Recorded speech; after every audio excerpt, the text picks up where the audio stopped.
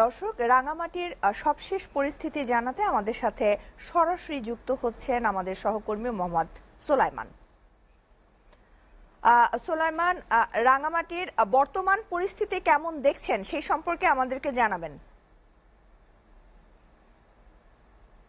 জি, রাঙামাটির দিনভর যে সংঘর্ষের পর কিন্তু এখন পরিস্থিতি অনেকটা থমথমে হলো, তবে এখনো স্বাভাবিক রয়েছে। আইন শৃঙ্খলা বাহিনী ব্যাপক তৎপরতা চালাচ্ছে। আপনারা জানেন, আজকের পাহাড়ি বাঙালি যে সংঘর্ষের ঘটনার পর দুপুর 2টা থেকে প্রশাসন পরবর্তী নির্দেশ না দেওয়া পর্যন্ত কিন্তু 144 ধারা জারি করেছে। সে 144 ধারা জারি থাকা অবস্থায় কিন্তু রাঙামাটি শহরের পরিবেশ এখন শান্ত রয়েছে। তবে দুপক্ষের মধ্যে কিছু উত্তেজনা দেখা গেল। এখনো পরবর্তী আর কোনো আইন শৃঙ্খলা অবনতির ঘটনা ঘটেনি।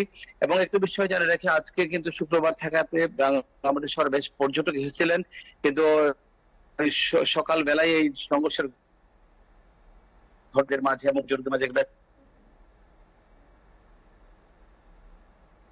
জানিয়েছেন আইন শৃঙ্খলা বাহিনী, পুলিশ, বিজিবি সার্বিকভাবে সকলে চেষ্টা করছেন রাঙামাটির যে যে উদ্ভূত ঘটনা সেটি যেন নিয়ন্ত্রণে থাকে, কোনো প্রকার যেন আইন শৃঙ্খলা পরিস্থিতি অবনতি না ঘটে সে লক্ষ্যে প্রশাসন সার্বক্ষণিক চেষ্টা করছেন।